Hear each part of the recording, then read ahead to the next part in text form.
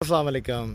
इस घर की कंप्लीशन के बाद अब इस घर के ऊपर हमने फिनिशिंग का काम शुरू कर दिया है। इसका ग्रे स्ट्रक्चर हमने कुछ रमज़ान में जो था इसका ग्रे स्ट्रक्चर कंप्लीट किया था। अब इसकी फिनिशिंग का काम शुरू कर दिया है। इसमें हमने सीलिंग वगैरह करवा चुके हैं, वायरिंग इलेक्ट्रिफिकेशन हो चुकी है, वायरिंग वगैरह की लाइट्स वगैरह हमने इसमें हैंग कर दी हैं।